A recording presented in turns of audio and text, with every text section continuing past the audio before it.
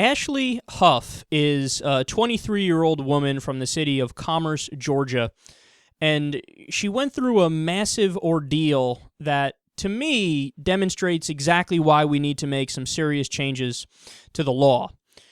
So she was the passenger in a car that was pulled over on July 2nd, and police noticed that she had a spoon in her bag that had a little bit of residue on it. Now, the story is already kind of sketchy because if they searched the bag, that search may have violated her protection from unreasonable search and seizure, which is a constitutional right. But nonetheless, the cops assumed that the residue was meth, and they did a field test, and it verified that it indeed was meth. Quote, Huff was jailed for about 2 weeks, then released on earned recognizance. Her attorney, however, said one of the conditions of her release was that she would make a series of court appointments, and after she missed one, she was reincarcerated on August 2nd. Unable to afford to pay bond, Huff stayed behind bars until September 18th, when a lab analysis found that the substance on the spoon contained no illicit substances. So are you ready for this?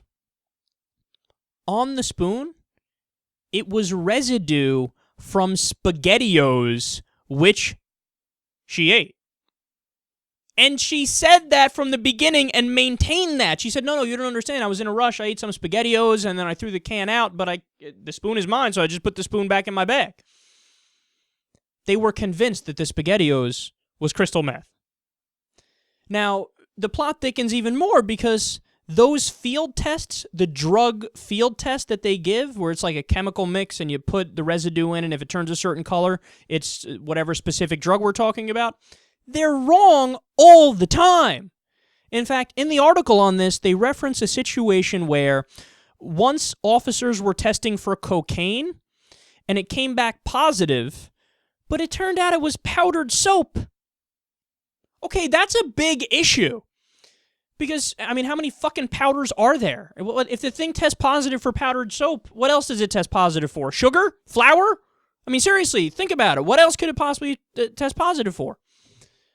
Who knows? Maybe every powder. But that's the thing, is these things are inaccurate, but they're using them anyway, and because a woman had Spaghettio residue on a spoon, she spent a month in jail. Quote, even though Huff knew she was innocent, during the weeks she sat in jail, she was strongly considering taking a plea deal and a permanent criminal record just so she could get out. That's stunning. And unfortunately, this stuff happens all the time, where you'll have false confessions which are gotten under duress, where police officers use trickery and deceit to force somebody to do some sort of a confession, and they don't even realize they're doing a confession, and then they throw them in jail, and they use that against them in court. I mean, this kind of stuff happens all the time. But what we're dealing with here is police abuse of authority through and through, because you can't use these tests in the field if they're not accurate. I mean, that's insanity. But look, what's the root of the problem here? The root of the problem is the drug war. Okay, and I understand, man, are there some drugs that genuinely are really bad for your health and can fuck you up in 9,000 different ways? Sure. Crystal meth is one of those. Crocodile is another one. There are some stories about bath salts being insane.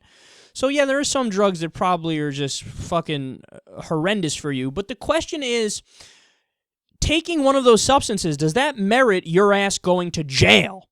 Now, see, to me, when I think of jail, I think of the common sense things you should be in jail for. Did you rape somebody? Is it domestic violence? Did you assault somebody? I mean, what happened here? Murder? I mean, serious violent crimes. That's people belong in jail for those things. No matter what you're putting in your own body. I mean, look, I'll try to stop you from doing crystal meth. I'll try to stop you from doing bath salts. But if you don't listen to me, well, I'm not going to lock you up for it. By the same token, I wouldn't lock somebody up if they're saying, I'm going to drink Clorox. Don't do it. You're going to fucking get sick and have to go to the hospital and you might die. But if they drink the Clorox, am I going to say, now I have to lock you in a jail cell for years? That would be a stupid response. Because they didn't do anything to hurt me. They didn't do anything to hurt anybody. They just hurt themselves. It's the same thing with the drugs. You can't assume that after they take the drugs, they might do something that might hurt somebody else. That's how we're basing our laws nowadays, on something they might do if and when maybe they did something else. I mean, what the fuck is that? That's insanity. But here's the bottom line. If you stop the drug war, at the very least decriminalize, but you really should legalize, okay? You do that so then the cops can focus on actual crimes. And you also make it so that the cops have to wear the cameras on them at all times. I said this before, I'll say it again. Overnight, the police officers across the board would be viewed in so positively. We'd all be singing their praises because, oh, okay, now we see these are heroes. Right now, they're thugs. They're a thug if they come up and arrest some poor kid for smoking some weed. They're a thug if they come up and lock you in jail because there's Spaghettio residue on your spoon and they think it's meth. They're thugs when they do that. They're abusing their authority. But if you take away that authority and they can't arrest people for the drug use, and you make them focus on real crimes, and you make them wear the cameras, everything will work out for the better. Those are the solutions to the problem. But until we go down that road, we're going to keep hearing about cases where people get locked up because they have Spaghettios on their spoon.